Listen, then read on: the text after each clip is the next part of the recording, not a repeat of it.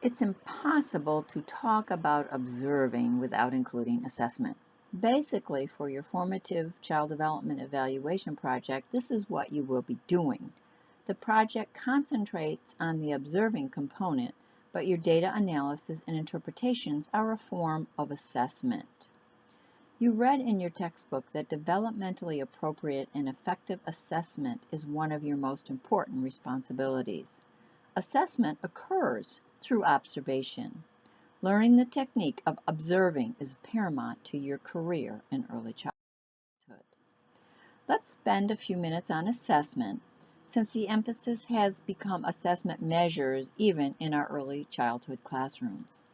There are many reasons, as you can see, to assess children. As your textbook defines it, it is ongoing and continuous. Observation is still a major form of assessment in our early childhood classrooms. We do it to help children, to support and scaffold their learning, and to make intentional teacher decisions. This is the official definition of assessment. You will see it again. A child is not assessed through one measure. As we progress in this course and discuss standardized measures, it will be important to remember this. Okay, you observe and you interpret the data, but are you done?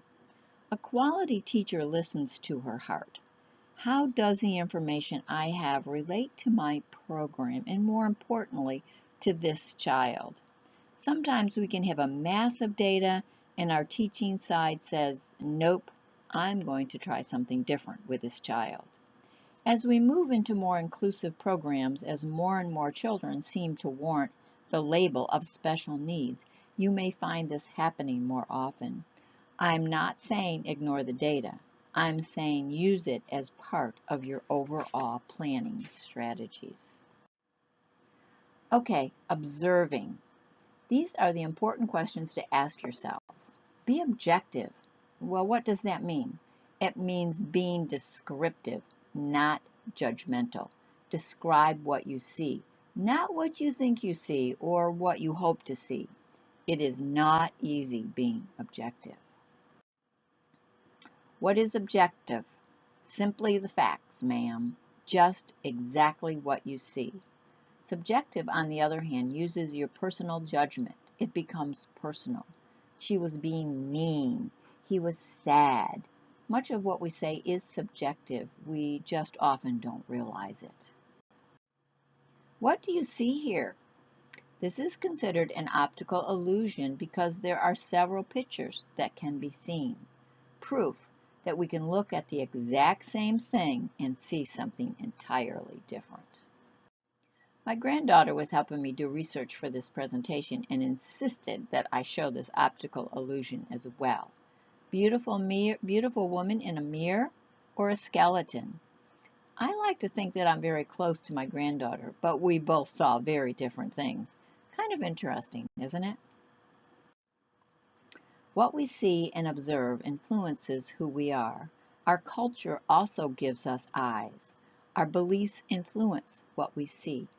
As you observe and reflect on what you see, try to determine if it's because of something that you believe. You will create a personal development plan and include a personal education philosophy statement. So reflect on how much of that is created by what you believe. We don't become great observers overnight.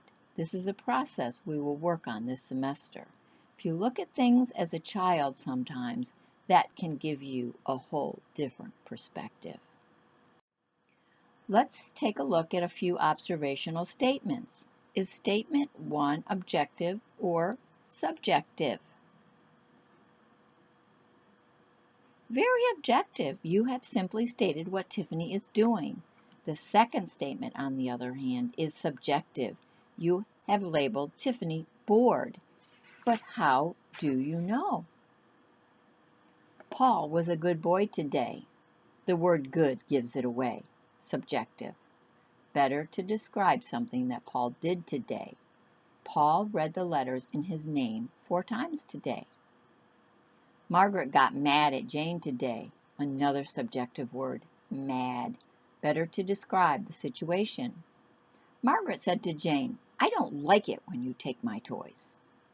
Samuel lost his temper. Subjective. We may feel that we know what Samuel's temper is, but it is always better to describe it. When the block tower fell, Samuel threw the remaining blocks. Susie made a mess. I've had children that dripped paint all over the floor, smeared it with their feet, and when I said, "You made a mess," they said, "No, I created a floor painting." Again, subjective. Cassandra acted happy. Well, what does this mean? Better to describe. Cassandra's Aunt Josie arrived to pick her up. Cassandra ran to her with a smile on her face and gave her a hug. Do you get the general idea? Your textbook gives you several options to use when observing children. It will be your choice as to what to use for your formative child development project. You may use several of these if you want. These are the steps as listed in your textbook for conducting a successful observation. In a few weeks, your formative child development evaluation will be due. Yes, you need to observe a child in a classroom. So if you're not teaching, make arrangements to visit a classroom on a regular basis. Some of you may decide to do volunteer work in that classroom throughout the semester. Great! Some of you may even end up getting a job in an early childhood facility. That's even better. It's a wonderful opportunity. The parameters are listed in the rubric for this assignment. Please print them off. Most points are lost because students forget one of the main parameters. As with any fabulous paper, you will start with an introductory paragraph. You will be submitting a copy of the instrument you used, but this first paragraph will state what that instrument is and why you chose it. Remember, it does not have to come out of the textbook. Some facilities use their own observation instrument. Some people keep notebooks. Some use sticky notes. Just state what your objective is and what do you hope to see. If you try to observe everything, believe me, you will be overwhelmed. Sometimes to be able to go twice is worthwhile, especially if you have never been in an early childhood facility before. This beginning paragraph also states how effective the instrument was. Your impression of the whole experience will summarize the paragraph. The next paragraph describes your experience planning the observation. Was it easy to make arrangements? How did you decide on which age child to observe? How did you decide what you were going to observe? What was your goal or your objective? Then how did it go? What went well? What would you change next time?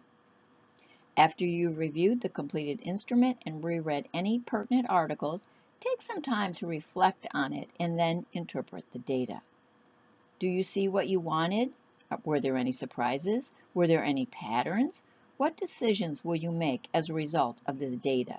Certainly feel free to ask for help. Lastly, you will implement your plan. You will write a lesson plan for your child, providing at least one activity that will help with his or her strengths or scaffold some of his or her weak areas. It can be any domain. Don't get crazy. Don't overthink this. Learning occurs in small increments, so your lesson may only concentrate on one small area of the child's development. It may be a skill that is needed before the child can move on. If a child has no idea of letters, they're certainly not ready to read. Feel free to ask for help. There are different lesson planning formats in the module. As stated earlier, you will include the instrument with this assignment, and with every assignment, correct grammar and spelling are required. Professional language as well. Kids is not professional. Slang words are not professional. The assignment cannot be completed at 11:15 the night before the assignment is due, so get your observation in and begin the process. Any questions or concerns, please post to the virtual lounge so everyone can benefit from the answer. We are halfway through the semester. Maybe this will be inspirational for you.